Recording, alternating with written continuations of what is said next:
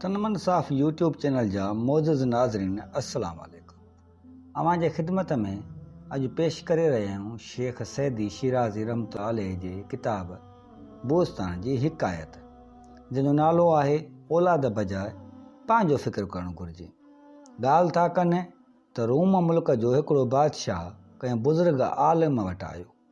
उते रोअंदे पे अहवालु कयईं त दुश्मननि मुंहिंजे मुल्क ते हमिलो कयो, मुंहिंजी सभु क़ुवत ख़तमु थी वई। मुल्क दुश्मन खसे विया, बाक़ी वञी हीउ हिकिड़ो क़िलो, हीउ शहर मूं वटि बचा आहिनि। मुंहिंजी दिली तमन्ना हूंदी हुई त मूं खां पोइ मुंहिंजो पुटु मुल्क जो हाकुम थींदो, पर दुश्मन जे हमले मुंहिंजूं उमेदूं ख़ाक में मिलाए छॾियूं। ॿी का वाह नज़र न आयमि, सो तव्हां वटि हली आयुसि। हाणे अहिड़ी का तदबीर ॾसियोमि जंहिंसां ॾुखायल दिलि खे आथत ॾेई सघां ऐं दुश्मन खां मुल्क मोटाए वठां, न त ॻणितियुनि ॻच ॻारे विधा आहिनि, मुसीबतुनि मारे रखियो आहे। इहो ॿुधी बुज़ुर्ग कावड़िजी पियो ऐं बादशाह खे चयईं, तुंहिंजो रोवणु रड़णु ठहे ई नथो, अञा बि तुंहिंजे अकुल ते रोअणु घुरिजे। ए बादशाह, हुकूमत कहिड़ी शइ आहे? तूं त पंहिंजे ज़िंदगीअ जो ॾुख कर, जो एतिरी उमिरि अजायनि वहमनि ऐं ख़्यालनि में गुज़ारी अथई। तोखे त अॻिते वारी हयातीअ जो फ़िक्र करणु घुरिबो हो, उन लाइ तयारी करणी हुई। हितां जॾहिं मरंदे त मुल्क ॿियनि जे हवाले थींदो। तुंहिंजो पुटु सियाणो सेबतो आहे, अलाए चरियो चरबट, तूं उन जी ॻणती न कर, पंहिंजो फ़िक्र उहो पाण कंदो। सॼी दुनिया जी ॻणती तूं न कर, भला तलवारूं हलाए मुल्क हथु कंदे त नेठि हिकु ॾींहुं उनखे बि छॾे हथें ख़ाली रवानो थी वेंदे।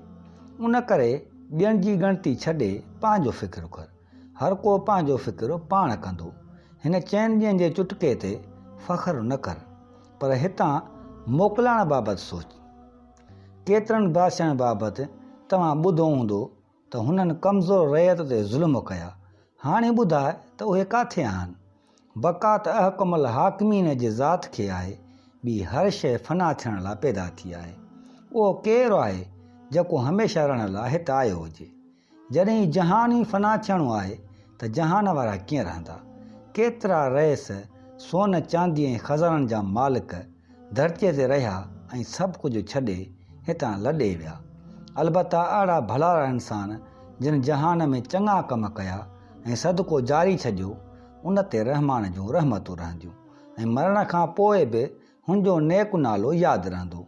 अहिड़ा अहल इंसान मरण खां पोइ बि ज़िंदा आहिनि। भला जंहिंजो नेक नालो ज़िंदा आहे त उनखे मुअल कीअं चइजे? ए बादशाह सलामत, तूं हिन जहान में सखावत ऐं चङाईअ जो ॿूटो पोख, पोइ उनजो मेवो हमेशह पियो खाईंदे।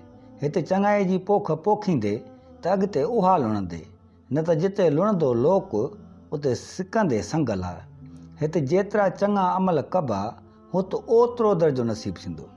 मतिलबु त अॻे जहान में खरा ऐं खोटा सभु अचे ज़ाहिर थींदा।